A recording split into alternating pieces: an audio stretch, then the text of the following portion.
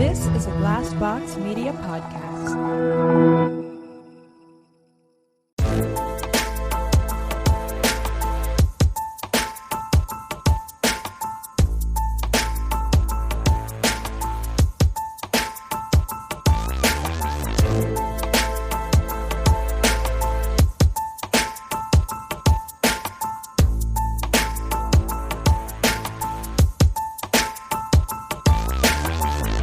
YouTube is the real hero of this quarantine, to be honest. Me and Anthony were watching, we spent last night just watching YouTube videos of people who were ranching. We were just like watching people a day in their life, like feeding their cows and shit.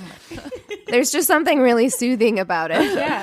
Yeah. This is where we are, guys. This is where we are. Oh my God. I spent like 2 hours watching Brad Mondo videos yesterday. The best. Oh. The best. And I love that after our episode last week when I was talking about watching his videos, we had people in our Facebook group who were posting about like Brad Mondo because he's just so entertaining. There's just some people like that who I'm just like, you found your calling here on YouTube. Yep. You're perfect for this platform. Yeah.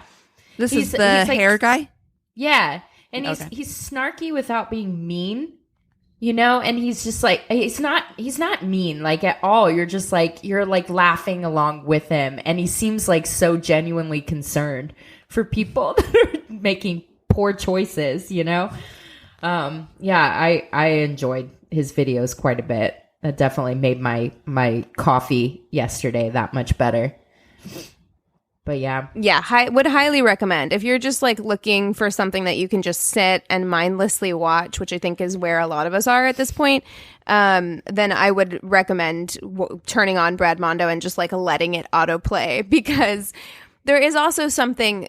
It's the reason why we all watch all of those like My Strange Addiction and just watch somebody like eat their fucking couch. Like there is something about like watching someone make bad decisions that just makes you feel better. So when you're watching someone bleach their hair 6 times in rapid succession in one day, you're just like, oh, I feel better about my life for some reason. Yeah. My choices aren't so bad. Yeah. Anthony and I have we rewatched all 4 Hunger Games movies. So that's where I've been during this entire thing. I'm just like, which dystopian nightmare can I live through via the TV? Yeah. Right. So that's what I did. We watched all 4 of them in the last week. So nice. Yeah, no, I've just been binging Parks and Rec. Like, it's just the best thing to have on in the background. It always just makes me smile. I don't know. There's just something so wholesome about that show that just... It's the best. It really is. Yeah. It just makes me feel good. It does. It feels like a hug. Mm-hmm. It's something that's like comforting. Yeah. It's very comforting. Yeah. So I rewatched the first season of Friends because for some reason it's the only one I own. Even though it's like one of the worst seasons. I actually really enjoyed watching it over again, but I was just like, I need something that I'm so familiar with that just like brings me back to like full nostalgia, because that's where I'm at this point. And so we watched the whole first season of Friends as well. We've just been knee deep in consuming shit we've already consumed. Yeah. I need to rewatch 30 Rock. That's the next one on my list. Good. Amazing. So good. Yeah, 30 Rock is great. Yeah. Well, I was telling you guys before we started recording, Chris has watched Community, but I never did. And so we have started watching that. It has been like the perfect bedtime snack. Like, you know, just like something completely mindless to, you know, binge watch.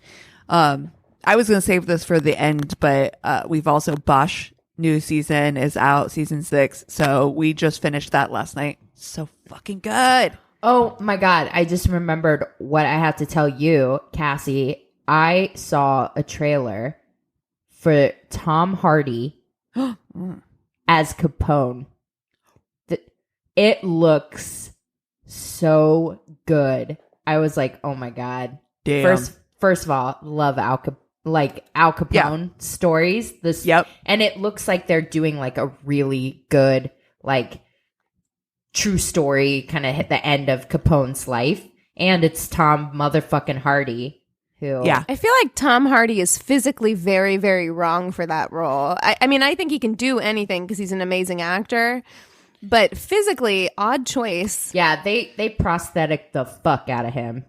Oh, shit. Yeah, they would have to Yeah. because he looks nothing like Al Capone. Such a good actor, though. I'm Oh, I definitely know. going to check that out. I literally wrote myself a note. Yeah, check out that trailer. It looks good. Love Tom Hardy. So, Cassie, you sent us this text message earlier this week, and you were like, "We're saving this to talk about on the podcast." So I opened it up this morning, and it's this person who is a journalist at BuzzFeed News. She got broken up with via Zoom, and she wanted to write about the experience. Now, I will say, first of all, too long of an article. I'm like, lady, you went on a date with this guy they went on 3 dates. And she's like, I knew it wasn't actually going to work because he's vegan and I really love cheese.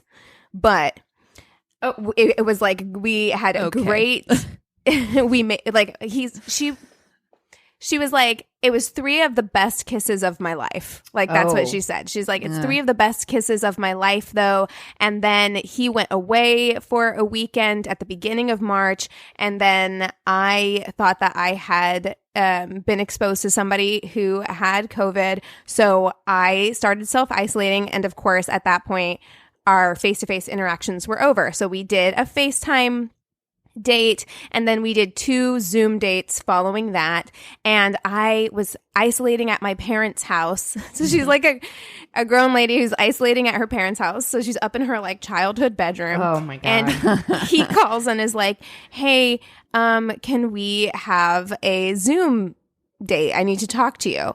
And so she's like, oh fuck, right, because that's never good. And he was like very upright, like forthright and honest about the fact that he had just gotten out of a 7-year relationship. This was the first person that he had started dating after that 7-year relationship, and he thought he was ready and he wasn't. And she even says, like, it was a courtesy that he did it face to face. This was the perfect time for him to ghost me. He didn't ghost me. Yeah, I was just going to Exactly. say, like, it sounds amazing. Like, I got ghosted so many times. Like, somebody actually taking the time to, like, get on a Zoom call, which, as we all know and are familiar with by now, is a kind of a pain in the ass most times. Right. The tech problems that you have up front alone are just like, can you hear me? Can you hear me? Is this good? Like, all that shit. He went through that to be like a gentleman and actually like let her down like the right way. So kudos to this guy. Yeah, and she did say that. She was like, it was bad because we were we were breaking up, but we were also breaking up. Like the video was breaking up. Oh shit. And so she had to kind of ask him, like, are we breaking up? And he's like, yes. And I don't know. I don't know if it's just because I'm in like a bad mood this week, but for me, I'm just like, because then she goes on to talk about how like sad she was and she's like crying over Zoom and everything. And maybe I should have more empathy because we're all in a very emotionally fragile state right now. But I'm like, you went on 3 dates. Yeah. 3 dates. So like, how heartbroken could you possibly be? Those must have Right. been really fucking good kisses. Yeah. Really fucking good. Well, and I do think guess. that you hit the nail on the head, Keegan. There have been things that have made me cry this week where I'm like, I'm not actually crying about the fact that we're out of chips. I'm crying about Everything else. other things. There are underlying factors that are bringing me to this level of upset about the lack of ruffles in the house. Yeah, it makes me wonder if like that breakup would have been hard on her if things had run their course normally. If it would have been less or more difficult. Yeah. I don't know. It seems like it was doomed to this anyway. I mean, if that was, I don't know. It's very, like she said though, I mean, or like we said, like in the time when he could have ghosted easily, he at least made the effort to come back in and be like, hey, times are tough, but And also for him, from his perspective, I could also see just if you know it's not working for you, this is not the time to take on any additional emotional labor. Fucking man. Yep. You know, so like if it's not working, then don't dedicate any more time to any more like Skype dates with somebody that you're just like, I'm not interested in really. You know, it's too I'm tired. The effort is so huge. Yeah. Yeah. And to start anything during this time, I think would be just like how fucking hard, how much effort. Like if somebody's actually taking the time, like I said, to like set up Zoom dates and shit like that with you, that's an intense amount of effort. I think that would go a long way with me if I was still single, you know? I want to know what it's like for people who were like on the verge of breaking up with somebody. Oof. And then this happened and now they're having to like quarantine with this person. Because I know what those feelings are when you're in the last, when you're like, you're still living with the person, you're still dating the person, but in your heart of hearts, you know that you're going to break up with them soon. And that period is like, it sucks because like you're not having a good time, you know, it's not working out. And then can you imagine the stay-at-home order coming? And when the stay-at-home order came, I know that we weren't all expecting it to last months and months. So you're probably like, oh, I'll wait it out a couple of weeks or whatever. And now we're like over a month in and you're still fucking stuck with that guy. Can you imagine? No, like, no, it'd be terrible. Because like when you're in a place like that, every single thing bothers you. Like 100%. The way that they blink, the way that you're like, really, bro? Like you're gonna blink all loud and shit, and oh my god, why you gotta brush your teeth like that? Like, why can't you just brush your teeth like a normal fucking person? God. Yeah, and you want to argue with them just to fucking argue with them. Yep. Like if you're sitting on the couch and they pick something to watch, even if it's something that you want to watch, you're still like your instinct is to just be like, no. I guess. Yeah. Whatever. Yeah. It's fine. Yeah, I'm like already operating at like a low level of irritation these days anyways, but like, dude, adding that onto it and just being like swallowing rage every single moment of the day. Oh my god, it would just be awful. And hell, face it, like most of the apartments and shit like that out here are small as fuck. So you're sheltering at home, you're on top of that person that you fucking can't stand. Ugh. Yeah, thanks. I hate it. Yeah, and especially if you're in that position where you're still you're not, because I mean, you can't break up with them right now, or I wouldn't. I would be like, I can't do that at this moment. So you're also probably trying to operate in this way that like you don't, I don't know, you don't want them to know, right? That you feel that way. You can't either. You're not going to hold it very long though in this climate. That shit's going to come to the surface real fucking quick. Oh my god, it makes me think of that post that someone posted in our Facebook group about the 42-year-old guy who was dating the 28-year-old girl that liked him. Fuck that asshole. First of all, that fucking piece of shit. And threw out her fucking jars. She liked drinking out of like jars. Like big mason jars. Yeah. To drink. It's not a fucking to make big her deal fancy drinks. To make her fancy drinks. Which here's first of all, he belittled her drinks. Yes. Which annoyed me. Yeah. Because I'm just like, why does this affect you whatsoever? Exactly. Why do you give a fuck? So basically, listeners, this is what happened. It was a Reddit post. This guy was doing an Am I the Asshole Reddit post. He's 42. His girlfriend is 28. He just moved into her house, is what it sounded like. He moved in with her. And she likes to keep jars. So like if she bought pickles and there's a jar left over, which by the way, my crow brain, I'm like, yes, keep the jar. Yeah. You know what I mean? Because I'm like, I don't know, I could store something in there. Especially now that I'm growing vegetables, I'm like, I'm about to buy a pickle jar just to keep for when I want to make my own pickles. You know what I mean? Right. And so anyway, she collected these jars because she liked making drinks that were like lemon and honey and mint, and she would like mix them all together and put them in the fridge and keep them in the fridge. And first of all, he was like, at first I was okay with it because I thought she was doing it to lose weight because she's a little chubby. Get the fuck out of here. that fucking lit my face on fire because I was like, who the fuck is you? Oh my God. And why is it okay that if she's doing it to lose weight, but it's not okay if she's doing it just she for the enjoys simple joy of doing it? So anyway, he's like, I hate that she collects these jars.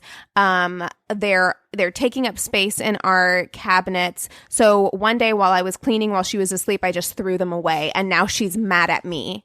And I was like, are you stupid? Yes, you are the asshole. Then he fucking told her. He's like, told her about it being like a weight loss thing. And he's like, I thought you were doing it to lose weight. And he's like, she got all quiet and walked away. And I'm like, oh, you hit the danger zone, dude. While she was still yelling at you and mad, you stood a chance. But if she gets quiet and walks away, you're done. Cut her so deep. Yep. You're done. And he was like, she hasn't talked to me in days. Should I just bite the bullet and apologize? And I'm like, bite the bullet and apologize? You need to admit that what you did was wrong and apologize. That's right. How about that? Oh my God. Yes, you are the asshole, sir. The answer to your Imagine question. if you're quarantining with that fucking guy. Hell no. Hell no. Like, there are little things that I do and that I have during this time that make me happy. And who the fuck is you to A, judge it, and B, decide you're the boss of it and that you can get rid of it? Like, that's so absolutely not okay. To me, I was just so furious reading that post. I could not, if I'd break up with that guy, especially if it's my fucking I would house. too. Get the fuck out of my house. The fuck? No, I would too, because it's not just about jars. It's about disrespect. And it's about that person not valuing something that brings you joy. It doesn't matter why it brings you joy, and it doesn't have to make sense to the other person. It doesn't affect them at all. And he said, like, well, I made the argument that it does affect me because I live here. And it's like, what does it matter? Yeah. Why would you cause a fight over something so fucking trivial, stupid? And to me, then that means, like, what kind of weird controlling personality do you have where that seems important to you? Well, sorry, go ahead. I already think that guy has some sort of issues, like, not to be like a Judge Judy or anything like that, but he just kind of seems like he's 42 dating a 28-year-old who he's like going to belittle and call chubby and stuff like that. It's just so red flags to me in so many different ways. Yep. Like you hit the nail on the head, Keegan. There's some controlling issues there where he's definitely trying to like mold her or something. Ugh. If I was that girl, I would Zoom call him from the other room and break up. Yeah. Get the fuck out of my house. Can you come in here and shut the door, please? Can you go outside and shut the door, please? Thanks. Bye. This is My Worst Date. I'm Keegan. I'm Cassie. I'm Christina.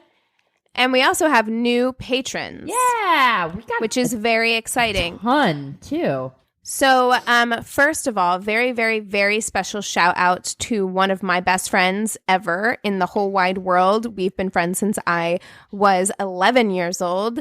So Sienna, thank you so much for joining our Patreon family.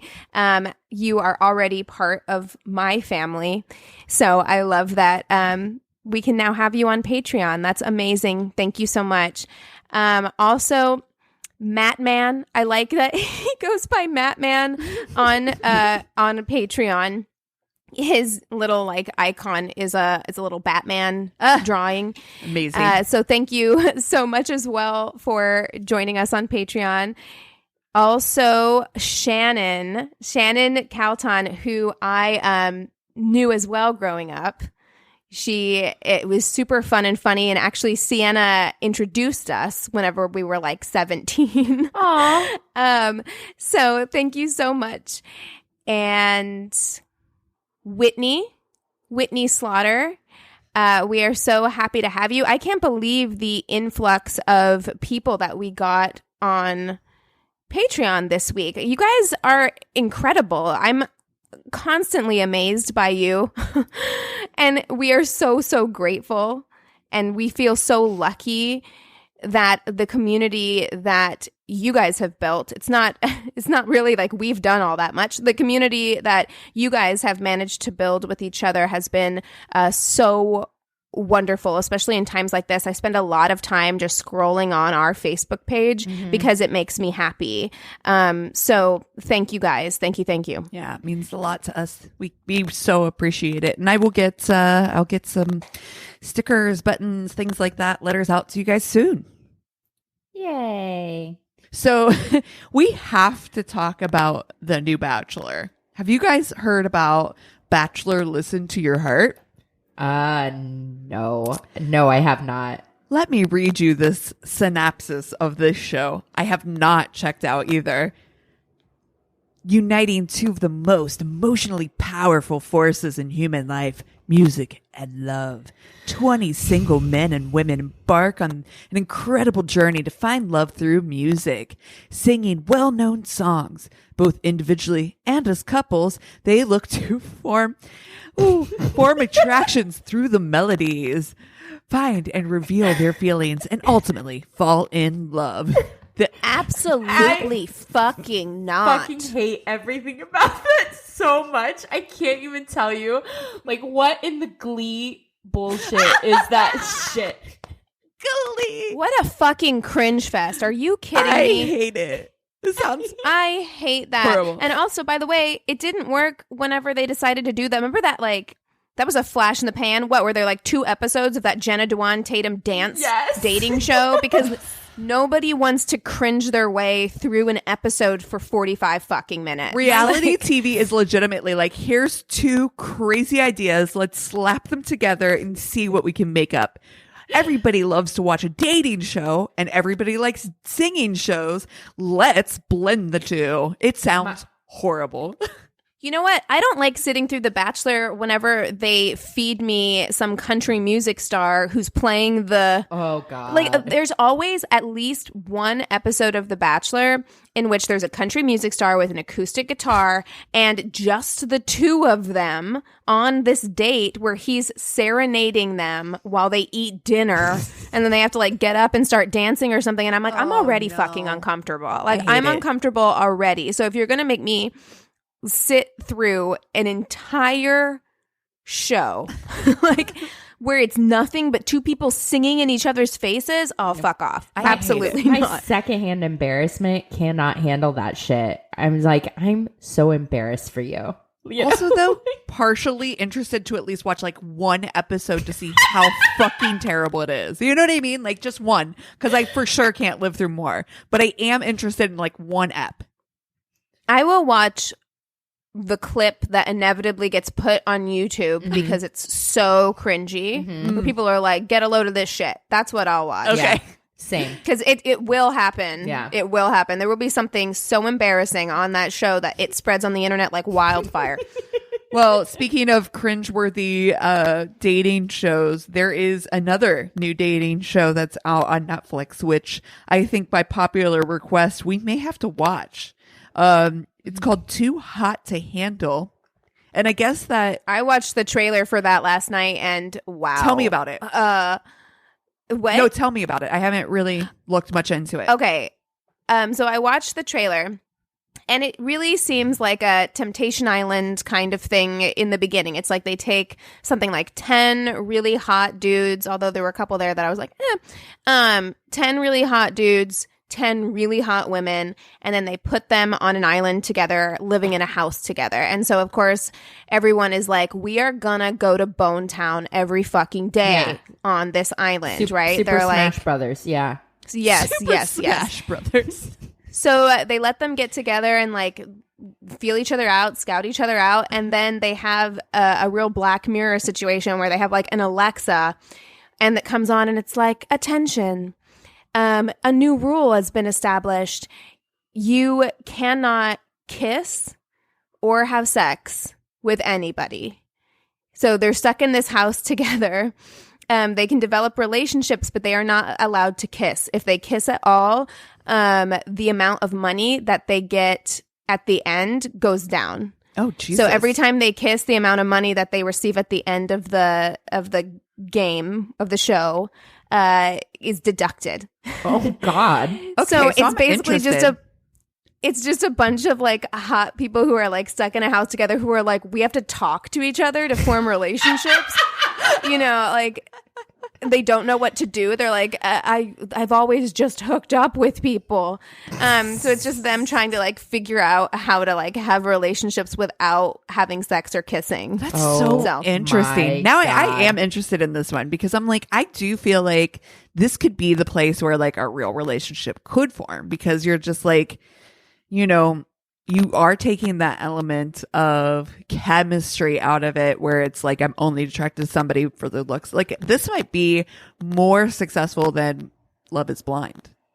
It seems very tantric, right? Where it's just like, we're just going to sit next to each other and touch. I'm going to hum You know what I against your mean? face. Yeah, where they're like, we can't actually kiss, so I'm just going to lovingly stroke your arms for 30 minutes, you know? Oh my God. And they're like, ah. They're like, there are no cameras in the bedrooms. They're like, I'm sorry. This is just, it's all Spanky McSpankerson in the bedrooms. Oh my God. Oh, I mean, everybody's just masturbating furiously is what's happening. Like, that's what's happening. This is a real like coronavirus teaching moment though. Like, cause honestly, that is the way that relationships have to develop now. You gotta fucking shelter at home. Can't be going around Super Smash Brothers. Like you have to form relationships. And then after this is all said and done, like hopefully like the foundation's been laid. But yeah. And then the pipe can be laid. Ayo. Hey. I wonder whatever happened to that Big Brother house. Did you guys hear about that Big Brother house? I can't remember if it was here or in the UK where they were in the house. Basically quarantining. They were quarantining, but they didn't, because they were in the house when all this stuff went down, they didn't know about coronavirus. I was thinking about that earlier and, today. And the producers were like, I don't remember if they finally did tell them, but at the time that I heard it, the producers were like, we're not going to tell them that this is a thing that's happening. So they were just living their lives as they had no clue that this was going on. Wow. I wonder if they ever told them. Be interesting to hear for sure. I would love an update on that. Ugh. So what should we fuck, marry, kill this week? I was thinking about fuck, marry, kill. I was actually thinking, since we were talking so much about reality TV, do you guys want to do like reality TV hosts or reality TV famous or favorite reality TV people? Or Hosts, I think hosts would be for fun. Sure. Yeah. Okay. Why would you Jeff Probst? Chris Harrison, man. What's he from? Oh, Bachelor. Bachelor. Yeah. Mm-hmm. He's cute, but smarmy. Who else is like a smarmy. reality? Carson Daly's done some reality. Oh yeah, he shows, does. hasn't He does The Voice, right? Mm-hmm. Carson Daly does The Voice. I don't know. The only reality show I watch is The Bachelor. So I watch don't know. Survivor, so I'm picking Jeff Probst. I'll pick Carson Daly. He does The Voice. I've watched The Voice. Okay. All right. So Chris Harrison, Jeff Probst, and Carson Daly. Yep. Okay. Ugh. Yikes. Yeah. K yourself. Yes. Yeah. I mean, okay, not really. Like, that's really harsh. But, like, I don't know, man. There's something about Carson Daly that makes me, like, not interested Totally. in him. Like, I don't know if it's because, like, I was a kid whenever he was, like, hosting TRL. Yeah. Tara Reid. And he was like dating Tara Reid. Yeah. And I was just like, there's something about him that just seems so smarmy. And I never understood his appeal. I think that that's a big part of it too. I never thought he was good looking. I don't think Same. he's like super charismatic in any way. So I was like, why are you so popular? So I have to really think about this. Yeah. I think I know what I'm going to do. Okay. I think that I'm going to marry Jeff Probst. I love the idea of possibly going with him to work on an island. And he seems very cool. He's good looking. And I like him. He's got those dimples. He's super cute. I think that I am going to kill Chris Harrison. He seems the smarmiest of the group. I don't know. There's something really odd about him to me. Like, just I think in order to be a reality TV show host, there has to be a level of smarminess there. Yeah. I think you have to be, and again, maybe it's just because I just finished watching The Hunger Games again, but they have that like Yes. Stanley Tucci is like the host of The Hunger Games or whatever, and it's an exaggeration, of course, but it's an exaggeration of existing based game in show reality. / reality show hosts. What's that dude's name? Ryan. What's his Seacrest? face? Seacrest. Yeah, it's the Ryan Seacrest effect. Yes. Where, there's just something you have to have a certain level of smarm. Yeah. Yeah, in order to do that job, I feel like. I think there's got to be a certain level of ego that we're maybe tasting a little bit of, that you have to be able to come in and be the host of something so big. I don't know. Maybe. I don't know. Yeah. But Chris Harrison, I'm going to kill. I'm going to fuck Carson Daly and just get it over with, honestly. Well, I don't think it's going to be good. I don't think it's going to be good either. I feel like Carson Daly is not going to try. I feel like he also, because he was a young reality show host, which is kind of unusual.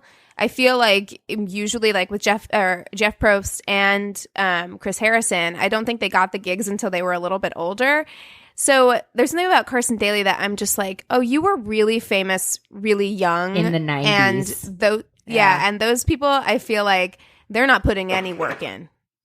Yeah. They're not putting any work in. I think I'm actually, unpopular opinion, I think I'm going to marry Carson Daly because there is a little something that I remember him from. He had this like underground music show after TRL that was like his own talk show or whatever, where he's like, he interviewed musicians and he talked very intelligently about music. And it was like something with Carson Daly, right? Like, yeah. I don't remember, but I know what you're talking about. He sings. What's his background? Does he have a background in music at all? I don't know. I actually don't, but there's just something. Yes, he does seem like he's kind of a dick, but I'm kind of a bitch, and I can see us working long term. Like there's something about it. So I'm gonna marry Carson Daly. I think our bad personalities mesh well together. And I am going to I'm going to fuck Chris Harrison because as smarmy as he is, there's something about his smile that oddly really turns me on. I'm not going to lie. And I also think that he's used to probably getting it with pillow princesses, and that I will rock his world. You'll blow his mind. I'll blow his fucking head off. And then I'm gonna kill Jeff Probst. I don't want to go to an island with all those bugs and stuff. So yeah, that's what I'm gonna do. Okay. I think I am going to marry Jeff Probst. I think he's good looking. Like you said, Cassie. And your kids would to have me, the deepest of dimples. so deep. Ugh. Yeah. They would have Soup's deep dimples. Probably wouldn't be very tall, but that's okay. I just, of the three of them, I think he seems like the least smarmy to me of the three of them. Yeah. I am going to, and I don't really know why I'm making this choice. It could be the wrong decision. But I think I'm going to fuck Chris Harrison because there is something about Chris Harrison that makes me laugh because it's like a very thinly veiled contempt for the contestants. Yes, you're exactly right. Yeah. Yeah, where I'm just like, they talk to you like you're their friend, but I know deep down you are so sick of all of their shit. Mm-hmm. And I kind of I like it. Mm-hmm. Like he knows that they're like all just like vapid, self-interested people. And not as though he isn't, because there is a level of like smarminess to Chris Harrison. So I think that he is also pretty full of himself. But for like one night, I think that it would be kind of funny. And also, he seems like the type who would be completely open and willing to spill all of the tea Yes. on all of the Bachelor contestants and everything that goes on behind the scenes. So I'm like, I'm in. So yeah, I'm gonna fuck Chris Harrison, and then yeah, I'm gonna kill Carson Daly. And I don't really know what it is, because it's not like he's really revealed himself to be any worse than anyone else. Yeah. There just is something that must have developed during my childhood of watching him on TV that I'm like, I just can't do it. Yeah. Yeah. No, so that's what I'm going to do. Pretty terrible in TRL. So. Yeah. And I think it actually stems from the relationship with Tara Reid. Yeah. There was something there that rubbed me wrong about that. Yeah. That like, I just never got over. Maybe it was because I was obsessed with Josie and the Pussycats and he was in it. Oh. And I think his character in it was like kind of annoying. So maybe that's what it was. I don't know. There we go. All right. You guys want to take 5 and we'll come back with stories? Yeah. Yeah. Cool. This episode is brought to you by Best Fiends. If you're like me, you're always looking for new things to keep you entertained. Enter Best Fiends. I don't know what you're waiting for, but y'all need to jump on the game Best Fiends. We've been talking about it for a little bit now, and you know that we're all obsessed with this game, so you have to jump on it. There's so many cute little characters that you can play with. I love Carmen right now. One of my favorite characters. I've made it all the way to level 595, if you can believe it. Such a fun game and so easy to play, but still challenging and puzzling at the same time. Get on Facebook. Tell us if you're playing. Tell us what character you guys are into. I personally want to know who else is playing this with us. Engage your brain with fun puzzles and collect tons of cute characters. Trust me, with over 100 million downloads, this 5-star rated mobile puzzle game is a must play. Download Best Fiends free on the Apple App Store or Google Play. That's Friends without the R. Best Fiends. Cheers! And we're back. Yay! All right. Yay! Well, I'm first up because I got the crazy in love this week, which I can't wait. All right. So this is from one of our favorite places, Single Society. And this story was called A Failed Blowjob. Oh, no. How? Oh, it's such a good name for this story and so misleading. I met Luke on Tinder. Romantic, I know. And after exchanging texts for the better part of a month, he invited me to watch a LA Dodgers game in his company's box seats. Being a diehard Dodgers fan that I am, I graciously obliged. Luke offered to pick me up in his car for the game. While I typically prefer to meet people in public places, I figured LA traffic would be even worse on a game day, so I decided to skip the expensive Uber ride and accepted his offer. When I got into his car, he looked nothing like his fair-skinned, blue-eyed, handsome gentleman depicted in his profile. His face was bestrewn with a few acne scars, and his teeth were a pale shade of yellow, and I could also tell that he had a cavity by the pungent smell engulfing his Honda Civic. Oh, no. What? Oh, no. Dude. The smell of rotten teeth. I don't even know what that smells like. Like I wouldn't be able to pinpoint that. Like the smell that of smell. like a cavity breath. Yeah. Oof. No. I don't know what that smells like. Have you ever been around somebody, though, where it's like it's like that pig pen cloud around their mouth almost, and you're just like, how do you not smell that? That's what your breath is like when, like, I can smell it 3 feet away. Oh, so awkward. Oh, so yeah, bad. I don't like that. Clearly, I would not be sleeping with Luke in the future, but at least I will get to enjoy box seats at the Dodgers game. We were driving down the road listening to a 90s alternative playlist when his car started beeping. Luke reached down between his seat and the door and pulled up an apparatus into which he blew. I stared at him quizzically. Oh, I got a couple DUIs, so I have to blow into the breathalyzer like every 15 minutes, he said, rather nonchalantly.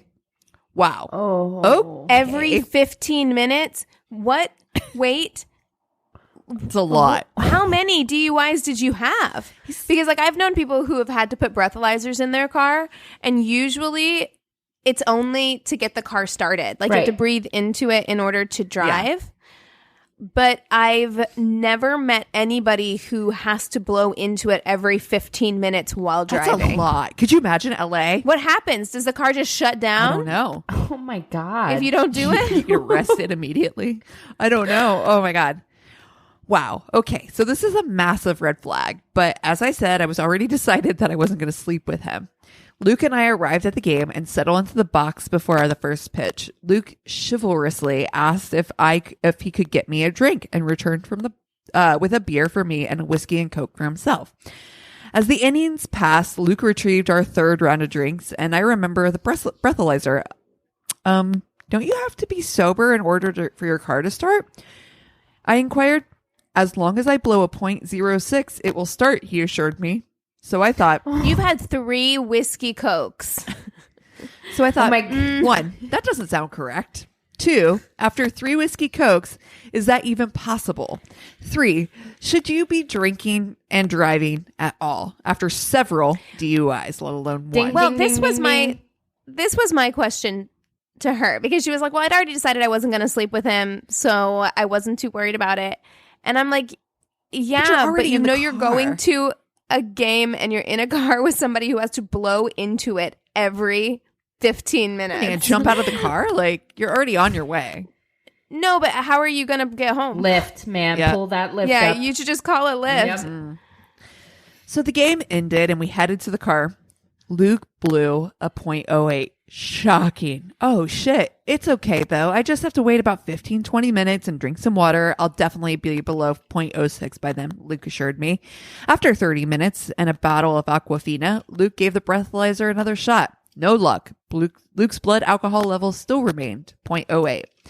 I told Luke I was going to just take an Uber home, but after he relentlessly begged me to wait for just a bit longer because he really wanted to get dinner, feeling somewhat sorry for him, why, who the fuck knows, I apprehensively agreed.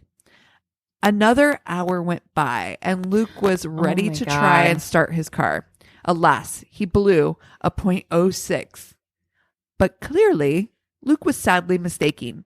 Blowing a .06 did not unlock his car as he had expected. Since this was his third time trying and failing, his car was officially locked for 24 hours. Oh, no. Luke was sweating bullets, trying to figure out what to do about getting his car out of the lot that was closing. I guess you're sleeping in your car, Luke. Yeah. And I'm taking my Uber home. Right. Goodbye. And to avoid getting his car towed, perhaps I could have stayed for moral support, but I did not. I called an Uber. Oh, God bless. Good. Guess you could say he really blew it. Mwahaha. That's so funny. Sorry, Luke. Don't drink and drive. Yeah, don't. And honestly, I thought that breathalyzers only turned on your car when you had like no alcohol. I think that is true. You can't have any alcohol in your system. It's definitely not a .06. Yeah, exactly. And from what I know too, like, don't they put like an ankle monitor on you too? Like, you can't drink at all for a lot of like DUI stuff. That wasn't the experience with the person that I knew who had a breathalyzer in her car. She could drink and she didn't have an ankle bracelet or anything. She could not start her car unless she blew into it and she had not been drinking at all. Yeah, right. Like, yeah, it wasn't like. Also, I just want to say to all the ladies out there and men, if you're conflict avoidant, don't let somebody convince you to sit around with them if they're drunk because they want to drive you. I know you can like feel bad for them because that's kind of what it sounded like, is that like she felt sorry for him and wanted to like stay with him and finish the date off and all of that stuff. But if he's that drunk and also has a history of driving drunk, which he clearly does, he is not good at making decisions. He can't make the decision of like when it's safe for him to drive. Right. So Clearly don't not. let him make that decision. Yeah. So you should, if your instincts are telling you call an Uber because it's not worth risking your life. Right. Not for this dude. No. Not for this dude. Yeah, exactly. Or any dude, really. True. Come on. Okay. This is an email that we received. And it says, "Hi, ladies. I've written in a couple of times, and I managed to make it to your live show last year in February. Yay! It was awesome. Can't wait for you guys to go on tour. I had just moved to California that year, but I have since moved home to Minnesota for personal reasons and financial reasons, i.e., I missed all my friends and family, and I was quickly running out of money and not able to find a full-time job. I did get to work at Not Scary Farm, though, so that was fun. I had a good time scaring bratty teenagers." Anyway, as I've been stuck inside, I have been ruminating about the last dude I dated, and I wanted to tell you about the date that made me take a break from dating for a year. Whoa. Yeah, she's like, I'm done. That's enough. Like, I need to put this to rest. This was back in the summer of 2017. I met this guy on a night out with friends, and at first, he was kind of amazing. He was mature and handsome. I've had issues with dudes either obsessively texting me or giving me one-word answers every few hours, nothing in between. I hear that. It's just like either they're obsessed with you or they're not communicating at all. But this guy was a perfect gentleman and managed to plan a date with me. We would go on dates about once a week as we were both pretty busy work-wise. It was a great time. I did, however, have to sit down and chat with him about sex because he definitely would move way too fast in our makeout sessions. Red flag. So I told him that I hadn't gone all the way with a guy before and that I wanted to take things slow. He said okay. I thought, man, I nabbed a great one. I really wish he would make out with me for more than 5 minutes before trying to get to second base, but whatever. What a fool I was. So on the date, we go out to dinner and then head back to his place. We start watching The Dark Knight and quickly stop watching because we were smooching. We moved to his bedroom and I'm thinking, I'll let him go to third base because this shit is fun. Yeah, there you go. Hey. And I also love that she was watching The Dark Knight. We've had that whole conversation of like, what movie do you put on that you know you're not going to watch?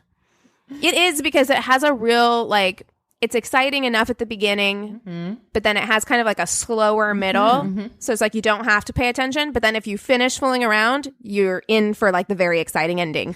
So it's long. It's a long movie. Yep. It's like perfect. It's perfect for this situation. Good soundtrack too. Like good score, you know? The so intense soundtrack. Yeah. And it was all going well until he just one by one starts taking my clothes off. I'm cool with it. Whatever. It's sexy. I like it. I'm going down on him and he makes me stop. Both of us are buck naked. He lays me down, gets on top of me and says, I really want to have sex with you. Needless to say, it was a compromising position, but I stood my ground and said, no, not right now. Silence. He didn't say anything, didn't do anything. I knew that he had no idea what to do because he didn't expect me to say no. I ended up just finishing him off with a handy and he drove me home. He dumped me just a couple weeks later via text saying that he just wanted something casual and he didn't have time for a girlfriend, meaning he was frustrated that I wouldn't have sex with him, so he dumped me. Yep. So pause on the story. Wow. She was upfront from the beginning. Yep. I hate this shit, and we talked about it in our Patreon episode for what was that movie that we just did? Two can play that game. Yeah. Two can play that game. There is this misconception that I feel like has been born out of romance novels, rom-coms, all of these things where it becomes, especially in the 90s and the early 2000s, where if a woman set up boundaries, it became a game to try and see if you could get her to break those boundaries down. So even if she was being completely forthright and honest with you about what her boundaries were, you're like, I bet you I can try really hard and get her to change. Right. Yeah. Don't do that. So fucking annoying. It's really annoying. Yeah. I was sad for approximately 1 day and got over him. We dated for about a month and a half, maybe 2 months. Needless to say, I was disappointed that the guy I thought was so great and different from all the other guys I've dated in the past ended up being just another creep. Now, I am much more secure in myself and definitely wouldn't let that shit slide again. Hopefully, I can actually meet a great guy this year when this pandemic dies down. Keep kicking ass, ladies. I look forward to a new episode every week. I love hanging out on Facebook, and I hope you ladies come to Minnesota one day. Make sure to come in the summer, though. Yeah. Love ya, Leah. P.S. One last thing that I thought was hilarious was the night while we were heavy petting, he said to me, "It's been a while since I've been with a partner." And I just remember thinking to myself, "Oh, honey, I know, I can tell." He was horrible at foreplay. Oh, shit. I bet that handy didn't take long. Oh my God. No, stuff like that is just so frustrating.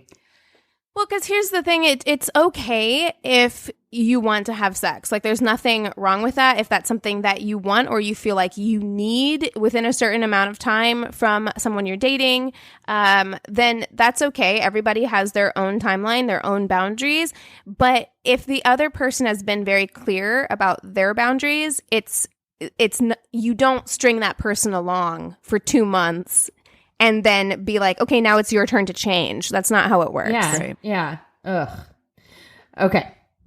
My story is from a regular patron of ours. I love her. I love hanging out with her on Facebook. So her subject is, did my date really bring his own date? Oh, shit. I'm sorry? Exactly. She says, did my date really bring his own date? So let me take you back to the early 2000s. I met this guy at a club in Chicago when we all thought we were going through our emo goth phase. Perfect. I'll tell you his real name because it's such a common name that I don't really care about his anonymity. Wow, that's a hard word to say. So I'm 19 and Jose was maybe 21. And the club allowed women to enter at 18 and men at 21. Cassie, what was the name of that club that was like that in Columbus? The Edge? I think so. It was downtown?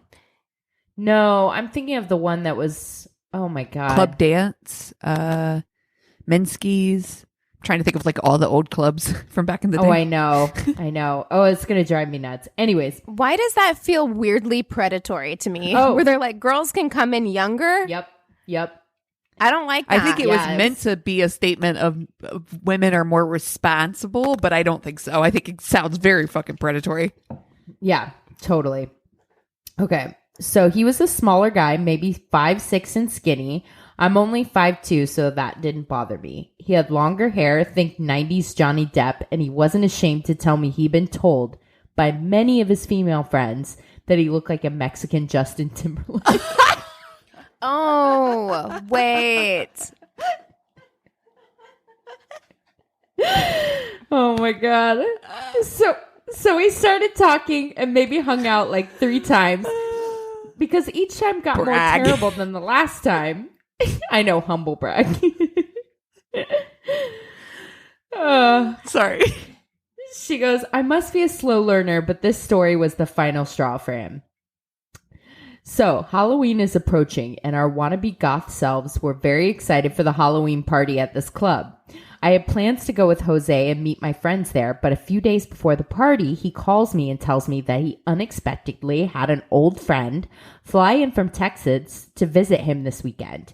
He asked me if I would mind if she joined us on Saturday. He said, I know this is a big favor to ask, but I feel bad that she flew all the way here to see me and I have plans. So I say, sure, whatever. She didn't let you know that she was coming? She just popped up? Oh, exactly. A flight from Texas to Chicago, just like all of a sudden. Yeah. Mm-hmm. So I say, sure, whatever, that's fine. Maybe I'll invite a friend so it's not just the 3 of us, thinking no big deal, right? I call my friend Erin and I say, hey, are you going to that party this weekend? Do you mind riding with me? Did I mention that this guy lived 1.5 hours from me and I had no business talking to anyone that far to begin with? That's right. Geographically undesirable. Amen. No thanks. Dude, I feel like my sphere got smaller and smaller, not just from being in LA but like driving in an hour and a half to like meet a guy that you liked at like 18, 19 was probably totally different. Except totally different. I had trouble driving a half an hour to meet a guy that I liked like now. But I would have to say, yeah, at this point in my life, there are too many people on this planet for me to drive an hour and a half to see anyone. You, unless like you better be the most amazing person. Like I better be thinking that you are worth uprooting my entire life for if I'm going to drive an hour and a half to date you. Way too long. I'm too busy. Okay, so Saturday comes. I think I was dressed as a sexy pirate. Amazing. I pick up Aaron and we make the journey to pick up Jose and the girl who's already at his house. They get to my car. Aaron offers him the front seat, but he's like, no, it's cool. I'll just slide into the back. He introduces us to his friend who's dressed in all black, but had these yellow cat eye novelty contacts in. I don't even remember her name, so let's call her Fulana. It's an inside joke for Spanish speakers when you don't know a woman's name. I don't know what I just said, so I'm very sorry if it was offensive. I do not. All the Spanish that I know has to do with restaurants. So if you need a spoon, I can tell you how to say that. But anyways, Fulana gives me a very meek hi and stays quiet for the rest of the ride. Fulana fucked your boyfriend. Mm-hmm. Totally. 100. I'm just going to say 1,000%. And apparently the dick was good enough to not only go an hour and a half because true. She flew That's right. from Texas to Chicago for that. Yeah. Wow. For Mexican Justin Timberlake dick. Exactly. So we tried to ignore the sudden awkwardness in the car and make our way to the club. We get there and meet my friends. The rest of the night's okay, dancing and drinking. Every now and then, Aaron would point out that Jose was missing, and so was Fulana, and what the fuck was going on there? Yeah, she was right. What the fuck was going on with them? Anyway, at one point, I start walking around looking for them and could not find them anywhere. Then suddenly he appears, and I call him out. Where have you been? I've been looking for you. He asked to speak to me outside because, of course, it's a club and hard to hear. So we go outside. The audacity. I'm already pissed. He's going to fucking break up with her. I'd be like, find your own. Way home. I drove you here. Yeah. Bye. Yeah. He apologizes for not being able to spend time with me. He asks me if I'm upset he brought his friend. I say, well, no, it's a little weird that she doesn't speak to me. But I just thought we'd all be able to have fun together. So far, I'm having a good time with my friends, but I feel like the two of you keep running off. He's very apologetic and agrees with me that she's being weird, confessed that she used to like him, and has always been shy around new people. But he's here with me, and I'm sorry. I have nothing Time out. to worry about. Okay. That is such a fucking early 20s, late teens thing to say. She used to like me. Honey, she flew from Texas to Chicago to hang out with you. And she's not talking to your girlfriend. And also, I'm sorry she's being weird. Sir, you're here too. Right. What are you being? Yeah. Totally normal? He pulls me close and grabs my face in a romantic way, and we proceed to make out. My naive 19-year-old ass ate it up. Dude, I would have too. Yeah. Honestly, this is how we learn. This is how we all learn. Oh, I don't blame her. He knows exactly what he's doing. We've all been He's being 19. incredibly manipulative. Yeah. After a few minutes, we walk back into the club holding hands and maybe dance a little.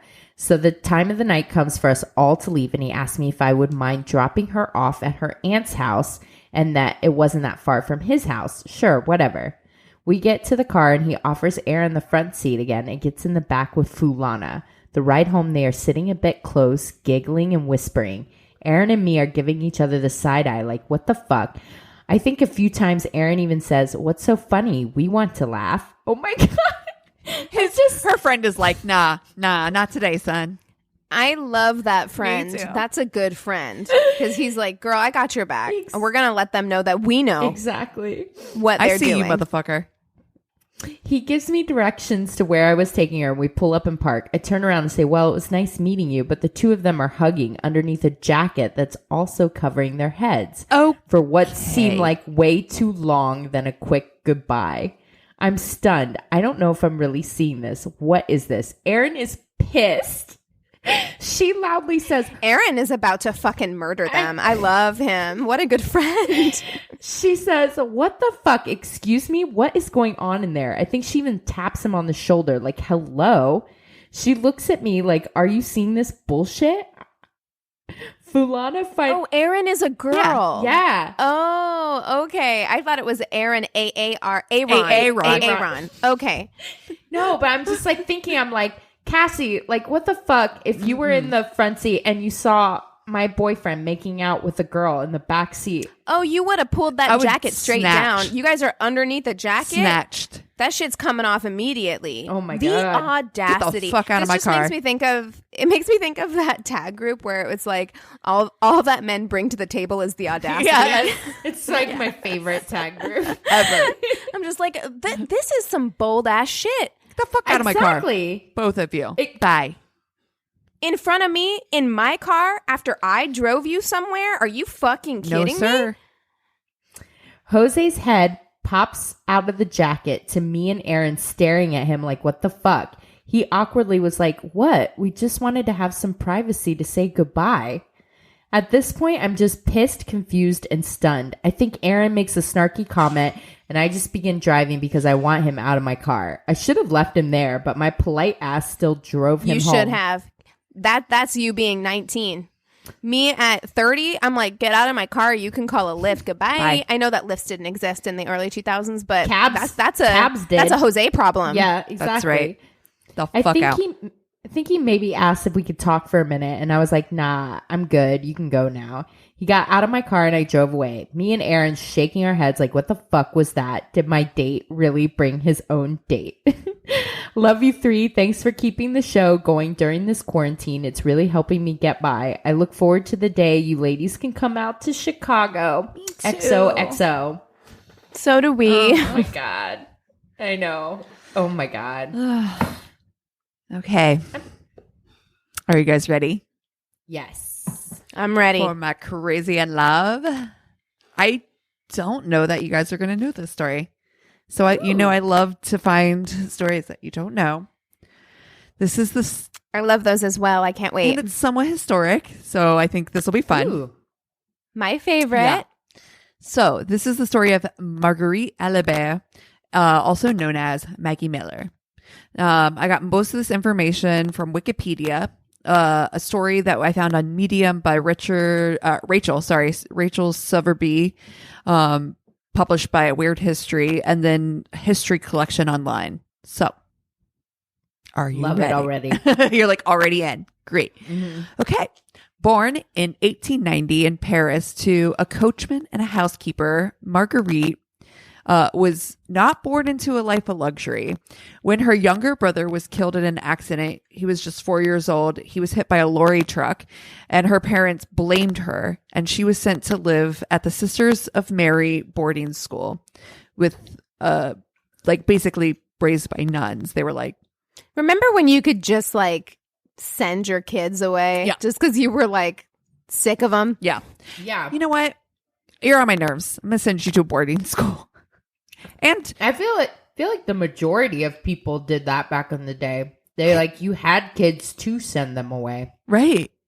And now it was like, and like the richer you were, it was like almost like a nod, like, oh, my kids are off in boarding school. This was not a case of rich people boarding school. This was a case of, we think you are responsible for the death of our son, so we're sending you to live with nuns. Is that fucked up? Jesus Christ. I have a feeling that maybe she's not going to grow up the most mentally stable from this situation. Let's put it this way. There are consequences to the actions of this.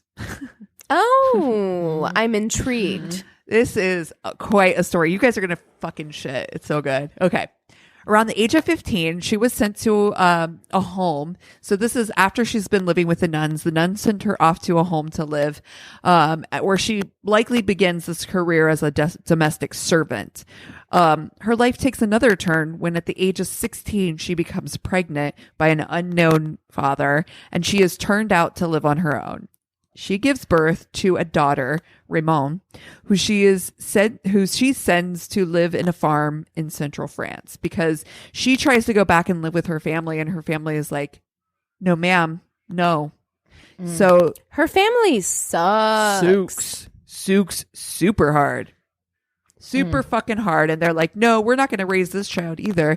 And so they send this little baby girl off to be raised in this farm in central France. With little else to turn to, or no one really to turn to, Marguerite begins a life of sex work. She's soon discovered while on the street by Madame Donau, a prominent brothel owner who has housed some of the most sought-after courtesans in Paris at the time. So, oh my God, I know why you love this story. Then it makes you think of harlots. It sounds just like harlots. Yeah, it does.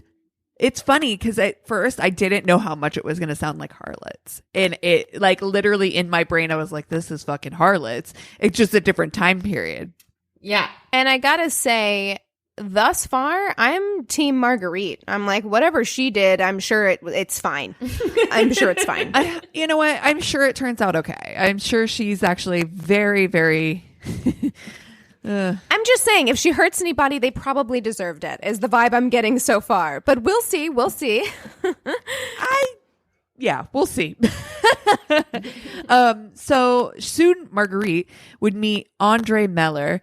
She was enchanted by this wealthy 40-year-old. He owned stables of horses, and she fell in love. She fell in love with horses. She was like, fell in love with the lifestyle. She fell in love with this 40-year-old. And at 17... So he's Doc Antle. And those horses are his tigers. Yep. Yeah. I see. Okay. Mm-hmm. He lured her in with horses. I understand. Well, at 17 years old, he's 40, she was living in a private flat paid for by Andre, and she took his last name, claiming to be his wife. But in reality, Andre was still married, and the relationship eventually ended with them when she was about 23. But she did continue to go by Maggie Miller from that point. What do you think he felt about that? Was he just like, wish you wouldn't? Or like, fine. I'm sure he probably didn't care too much. He did pay for a flat for her, and she was living this luxury lifestyle, riding his horses. And yeah, but like if somebody, I don't know, I'd be like cling level 10 if somebody changes their last name to your last name. Yeah, I don't know. And I don't know if this is just a courtesan thing at the time. Like, this is kind of the, I don't want to say norm, but like, is this maybe, I don't know. Like, all I know about this is from harlots. So in my mind, I think of like having a kept courtesan was pretty, I don't want to say normal. Yeah, no, that part seems fine to me. It's the taking the last name that seems weird to me. Can you like that to me would be like a red flag. I'm like, why are you doing that? Can you fucking imagine, like, for a vast majority of history, it was like super normal for your dude, like acceptable, normal for him to have just like side piece that he kept.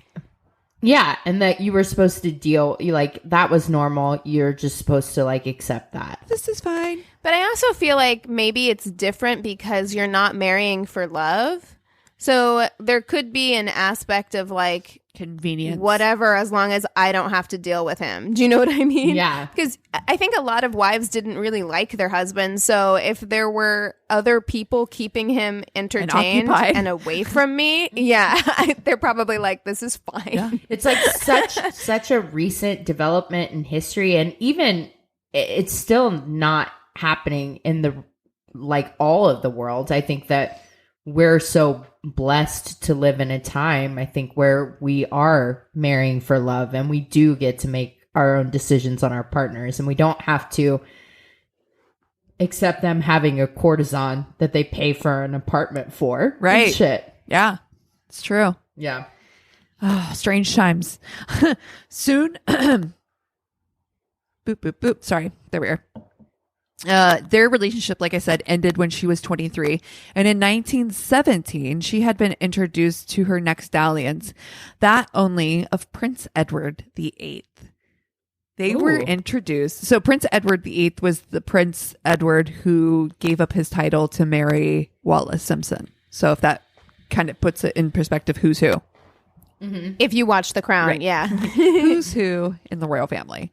They were introduced by friends of Edward's as a way for the young 23-year-old to, quote, gain sexual experience from a, quote, full education from an experienced woman.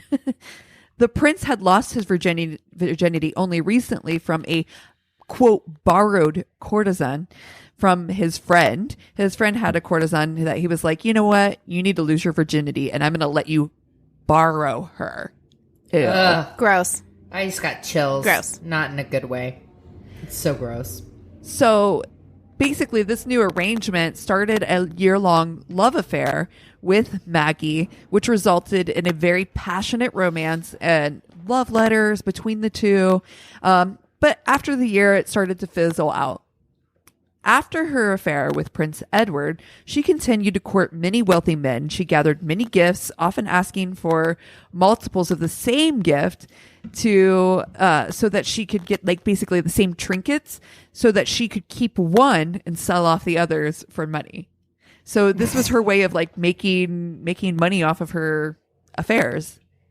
Well, One, smart. Well, also, like, it's super smart because, like, if she asked for a specific necklace from, like, all these dudes, then she could wear it around all these dudes and they'd be like, yeah, I bought that shit for you. That's You know what I right. mean? That's right. Yeah, it's kind of genius. It reminds me, though, of the woman who was dating a bunch of guys and got them all to buy her an iPhone, the new iPhone, and then she sold them all and bought a house. Yes. Shit. Yes. And I was just like, look, man, I respect the hustle. not mad. Exactly. That Me either. That's a seriously good hustle. She met her first, quote, real husband in 1919. This is Charles Laurent. The marriage only lasted for 6 months, yet yielded a hefty settlement that would pay for her Paris flat, a car, servants, and a stable of her own horses. Her daughter, Raymond, would actually also take the name Laurent as her last name. This is a 6-month relationship, and she came out like baller. She was like, Dude, I'm living the wrong life. I know. I gotta admit, yeah, like so far, I like her because here's the thing. A lot of people are going to look at this behavior and kind of disparage what she's doing as like a gold digger or whatever. But I'm like, this is what happens when you don't give women choices to control their own destiny. And we have such limited options. Exactly. She did what she had to That's do. right. Up to this Yeah. point, she's literally been playing the cards that were dealt her.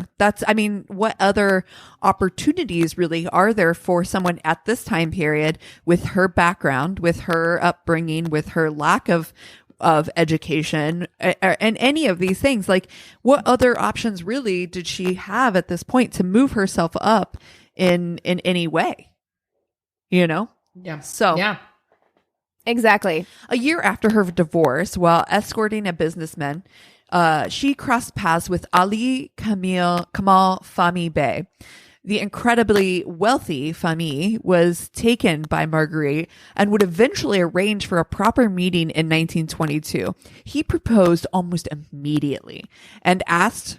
Okay, how hot was Marguerite? Was she like super hot or was she just like really, really, really charming? Very Yeah, beautiful. show me- She was really, Show really me pretty. that Tinder profile. Okay, hold on. I'll pull it up for you real quick. Boop, boop, boop. I have it probably already still here somewhere. Yes, this article is called From Sex Worker to Princess. Oh, amazing. Yeah, hold on. Boop, boop. There she is. This is her after she marries Fahmy. Fahmy is Oh, wow. he's an Egyptian, not a prince. The name Bey, which is at the end of his name, Fahmy Bey, Bay is a lord, and it's a title that he was not a family title, but was bestowed on him, kind of bestowed on this ultra wealthy businessman because of his connections. This prompted many, though, to refer to Maggie as Princess Famille. When he met her, he asked her, I mean, like I said, they courted very quickly. He proposed to her very quickly, and he asked her to accompany him to Cairo. Famille's family expected him to marry a Muslim, and Maggie agreed to convert to Muslim, but insisted on a contract that contained a clause that would allow her to continue to wear Western garments and allow for divorce if it was decided. However, in a quick switcheroo, he took this contract and ripped it up and added a clause that he himself would be allowed to marry take multiple wives if he wanted to. So he was like, we can't divorce, and I can have as many wives as I want. Sounds like a real nice dude. Yeah. I mean, it doesn't sound good. It does not sound good. Not surprisingly, this marriage quickly soured, and Marguerite would never be a submissive, obedient wife that, this is what he was kind of looking for. He was hoping that, he'd met this beautiful courtesan. He was completely smitten with her, and he was hoping that she would just change her ways and become this beautiful, submissive, obedient wife. You can't just will people to be different. Just because you want to marry them. You know what I mean? Like, if that's what you want, then find a woman like that. Right. You know what I mean? Why would you find this obviously very free-spirited, very worldly woman and then just expect her to change? Exactly. Like, why not just find somebody who fits what you're looking for? He must have just been completely smitten with her is the only answer that I can even fathom, really. But again, she's not going to be happy being one of multiple wives either. This is not who she is. You're right. This isn't who she is. And it's not what she signed up for. It's not what she agreed to. Exactly right. The two fought incessantly and occasionally publicly. Marguerite began to document abuse claims and several deviancy claims against Befami. One claim being that he, quote, torn her from, quote, unnatural intercourse. This propelled a long-standing rumor in Egypt that the Bey, in fact, was a homosexual. Dun, dun, dun.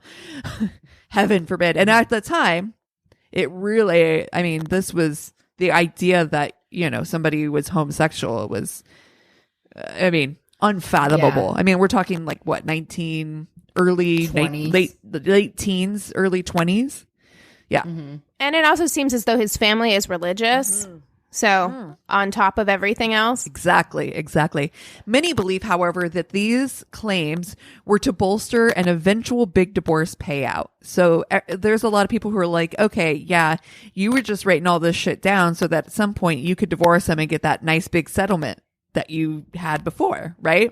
Mm-hmm. And on July 9th, 1923, a year into their marriage, the two were in London and attended the showing of the, quote, The Merry Widow, which is apropos. Foreshadowing. Exactly.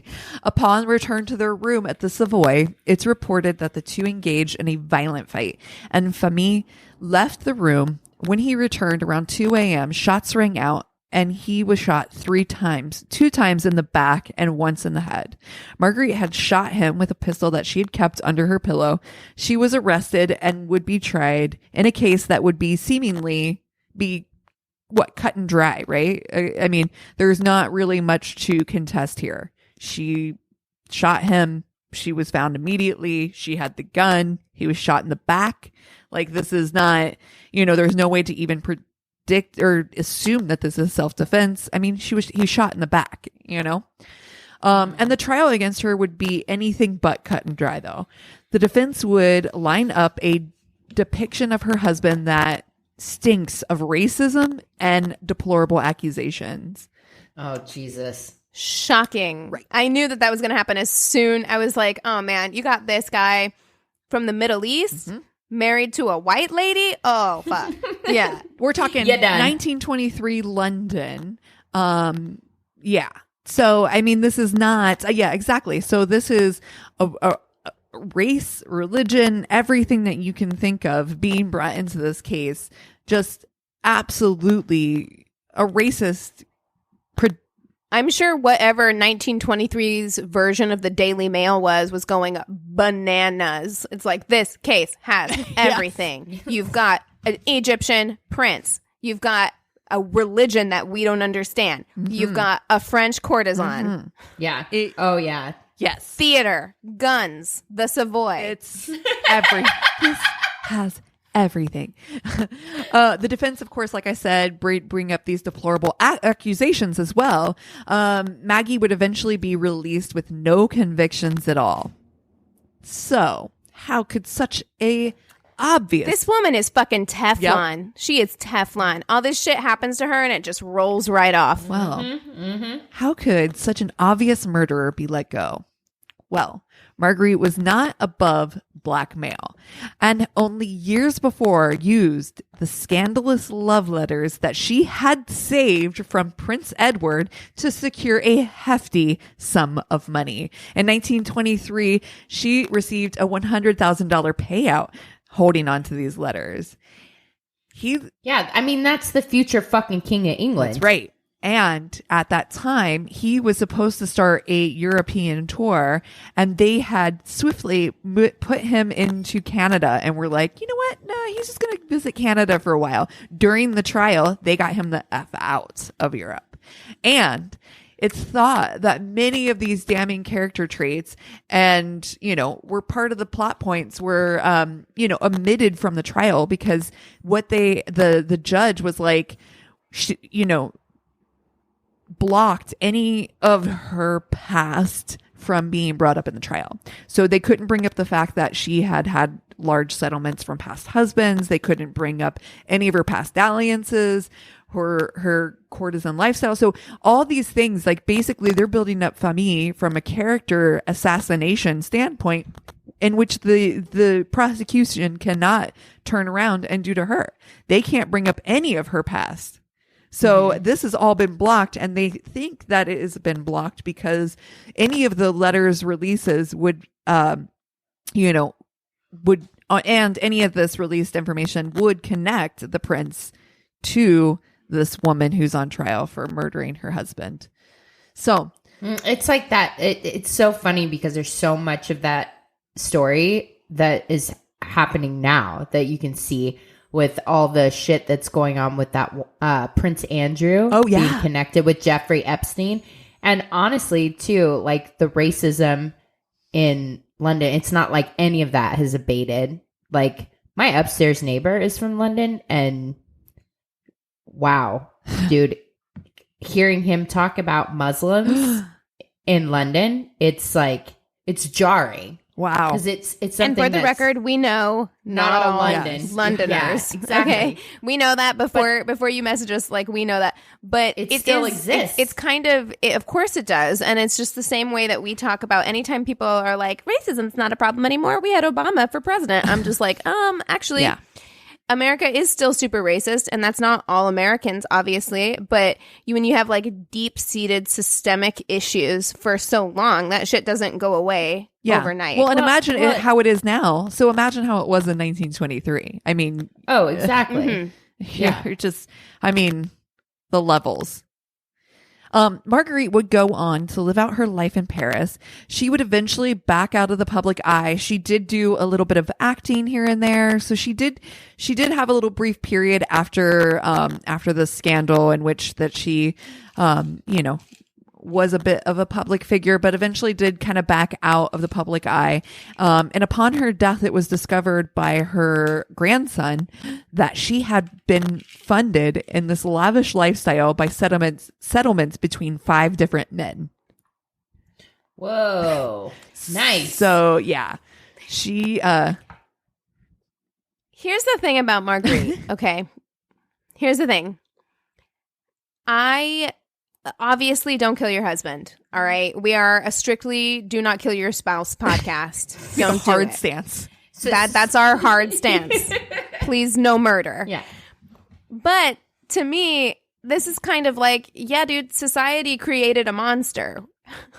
Whenever you raise somebody to be, when you make it clear that the only way they're going to be able to survive is to be as ruthless as possible, like it of course that's how she got through life. She was smart about it. Like, that's the thing, is like, you can't deny a whole group of people, i.e. women in this case, basic human rights and treat them like property or objects where you can just borrow them willy-nilly from men can just trade women willy-nilly without expecting them to learn to adapt and develop measures to protect themselves. Like that is kind of what she was doing throughout that situation. And again, don't fucking kill your husband. I'm sure there was a better way out of this, but I mean, imagine that's the game. She fucking learned how to play it, and she learned how to win it. That's right. So, the fact, though, that she was able to get off with like the most obvious murder is it's honestly unbelievable. I mean, the big balls on Brett to be able to shoot a guy, your husband, and just point blank 3 shots, not even a question that that's an accident. And to know and to go into a trial, and I don't know, like, it doesn't even sound like she was nervous. No, because she did the math. That's the thing. She did the math before she went in. She knew what she had. And it's the combination of the way that society treated women. It underestimated her. And then also this like worship of royalty. She knew she fucking had it in the bag. She's like, they're not going to do anything. This one little case and this dude from Egypt is not enough for them to jeopardize the monarchy. They're not going to do it. So she knew she had like a royal flush before she went in. You know what I mean? Yes. She royally did. Yeah. So that is the story of Marguerite, Princess Famille. It's so funny. It's a crazy story. I'd never even heard of it before. I looked at pictures of her too. She is smoking. Yeah. Beautiful. Hot. She's beautiful. Dude, the other thing too is like I've been looking at a lot of pictures from that time period anyways, because there's so many articles about the Spanish flu that was happening at the same time, like 1918 and 1919.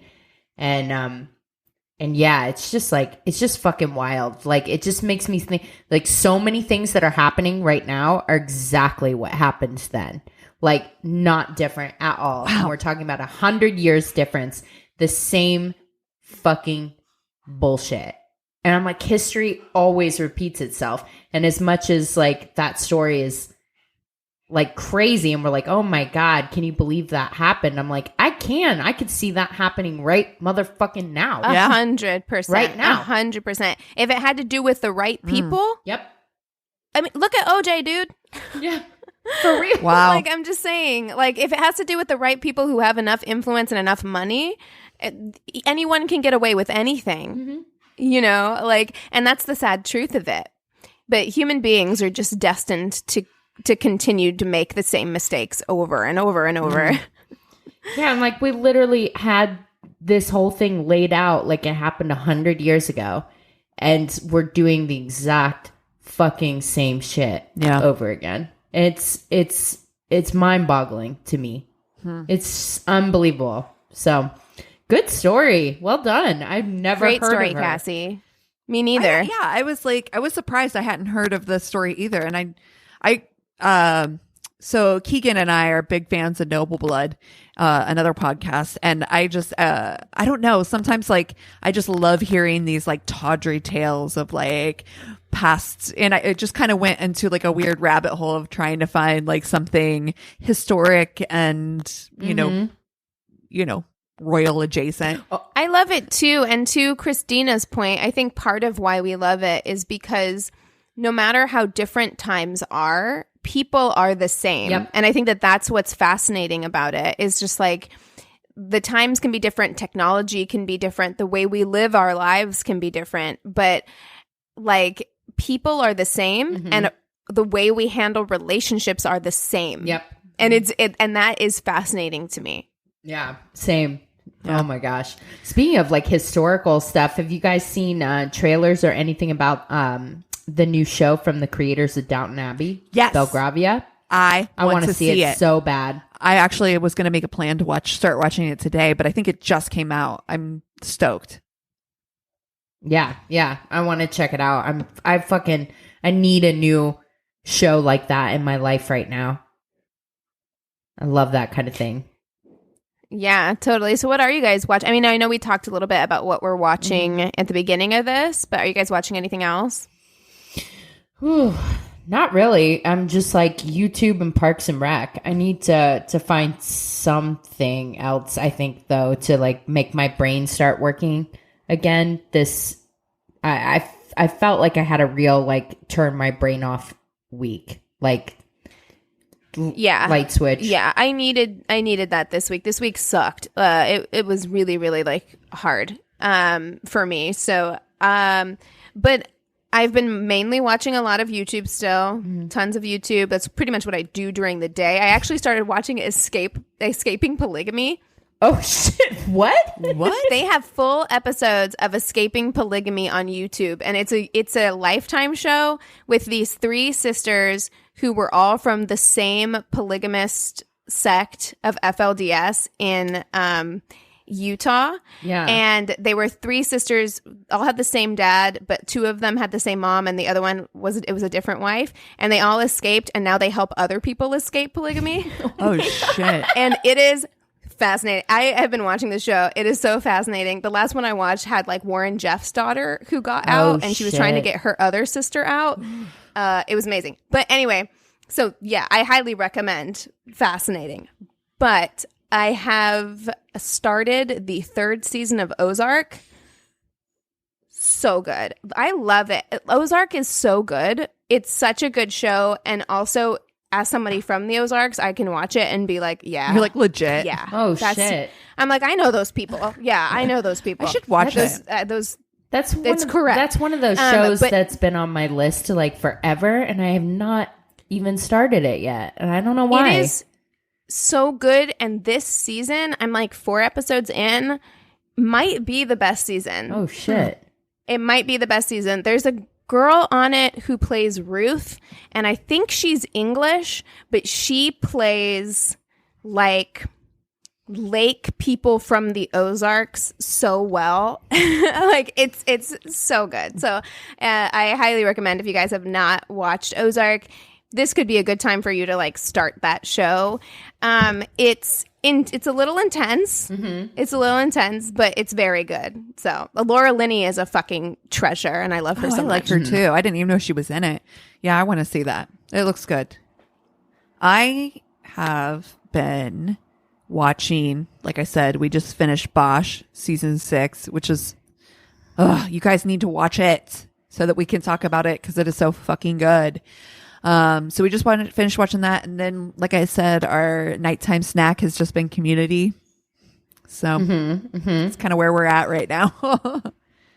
Have you guys been cooking anything interesting? Oh my god, that's always been fun. That's been fun in quarantine. Is like, let's try something new. It is my biggest joy in my life right now. We're actually making al pastor from scratch right now today. Dude, I made empanadas last week, like homemade dough, homemade filling empanadas. It was freaking delicious. And we had a craving for meatloaf, and I've never made meatloaf in my life. And I made meatloaf, and it was like so comforting. I made meatloaf and mashed potatoes. Fuck yes. And I was like, it was like the most comforting thing ever. So that's a little joy of quarantine. Yeah, Eric last night we got this really good olive oil, and then he put a bunch of shallots in it and like brought it to like a boil, and then threw some rosemary in it, then strained it, and then we just dipped bread in this like shallot rosemary oil. Oh my gosh. I made homemade French bread last week. And then we had leftover, because I made soup and I wanted it with the soup. And then we had leftover French bread, of course. So I chopped up a couple cloves of garlic, put olive oil and then a bunch of just herbs in the olive oil and made like a dipping sauce for the French bread. Oh my gosh. So amazing. That was our dinner last night, actually, was just like, I mean, he had gotten like a whole bunch of different cheeses and meats and stuff. Perfect. And so we just like, oh my God, it was the fucking best. Charcuterie for dinner. Yeah. Ugh. Chef's kiss. Oh my God, you guys, best. I haven't eaten at all today. You guys are killing me. I know. My stomach hurts. Oh my gosh. Well, if you have stuff that we should watch, maybe stuff that we should cook during this time, if you just want to reach out, if you want to join our Patreon, go to our one-stop shop of a website. It's myworstatePodcast.com. We hope you guys are staying safe and enjoying us while you're sheltering in place. And we love you so much. Cheers. This is a Glass Box Media Podcast.